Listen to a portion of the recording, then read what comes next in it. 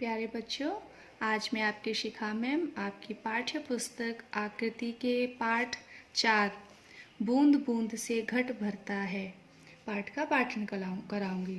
तो चलिए शुरू करते हैं। एक बार की बात है, रोहन नाम का एक लड़का था। वह बहुत ही शरारती था।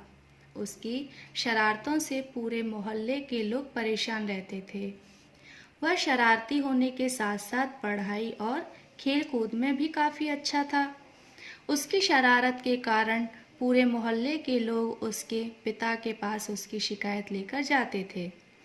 रोहन के पिता भी रोहन की शरारतों से बहुत तंग आ चुके थे, जिसके कारण मोहल्ले के लोगों से अक्सर रोहन के पिता का झगड़ा होता रहता था।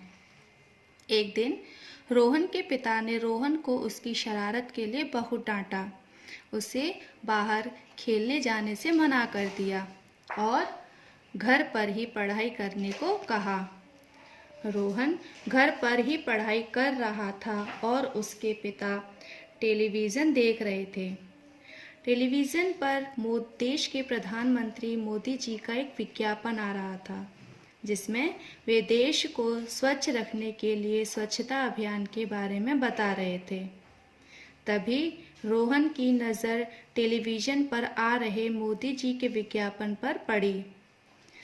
वह बहुत ही ध्यान से मोदी जी के विज्ञापन को देखने लगा और उनके इस विज्ञापन से वह बहुत प्रभावित हुआ। उस दिन उसने मन में निश्चय कर लिया कि अब वह भी मोदी जी के इस स्वच्छता अभियान से जुड़ेगा और देश को स्वच्छ करने में उनकी मदद करेगा। दूसरे दिन रोहन सुबह उठा और मोहल्ले के सभी लोगों को इकट्ठा करके मोहल्ले में सफाई के लिए बोलने लगा। किंतु लोगों को लगा कि रोहन की इसमें भी कोई शरारत होगी और वह उनको परेशान करने के लिए यह सब बोल रहा है। रोहन ने मोहल्ले वालों से कहा, मैं कोई शरारत नहीं कर रहा हूँ।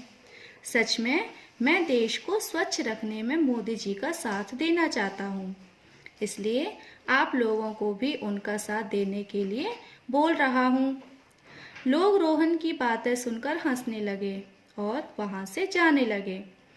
रोहन ने उनको रोकने की बहुत कोशिश की, किंतु मोहल्ले वालों ने उसकी एक ना सुनी और रोहन को डांटते हुए वहाँ से चले गए। इसके बाद रोहन ने सोचा, मैं अकेले ही यह काम करूँगा, और रोहन ने मोहल्ले में सफाई करनी शुरू कर दी। लोगों को लगा कि रोहन यह सब जोश में आकर कर रहा है। कुछ देर बाद जब थक जाएगा तो अपने आप शांत हो जाएगा। तीसरे दिन रोहन फिर से सुबह उठा और मोहल्ले में सफाई के लिए चल पड़ा।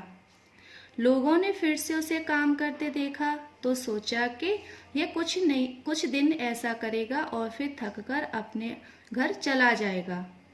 किंतु ऐसा नहीं हुआ। रोहन को ऐसा करते करते 5 से 6 दिन हो गए और वह इस काम में जुटा रहा। मोहल्ला काफ़ी हद तक साफ हो गया था। लोगों को रोहन को इस तरह काम करते और मोहल्ले में सफाई देखकर लगने लगा कि वह सही कर रहा था, किंतु तब भी लोगों ने उसका साथ नहीं दिया। फिर अगले दिन वह सुबह उठा और रोज़ की तरह ही सफाई के लिए काम पर चल पड़ा।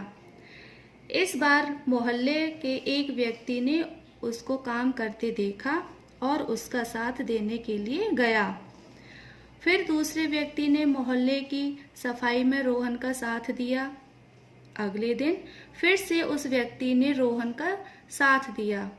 उन दोनों को यह काम करते देख मोहल्ले के कुछ लोग और आकर उनका साथ देने लगे, जिससे मोहल्ले की सफाई और भी जल्दी होने लगी। फिर कुछ दिन ऐसा ही चलता रहा। एक दिन जब रोहन सफाई के लिए घर से बाहर जाने लगा, तब उसके पिता ने उससे कहा, रोहन रुको, मैं भी तुम्हारे साथ चलता हूँ। और रोहन के पिता ने भी सफाई में रोहन का साथ दिया और सफाई करनी शुरू कर दी। इस प्रकार एक एक करके मोहल्ले के सारे लोगों ने रोहन का साथ दिया और सभी सफाई के काम में जुट गए।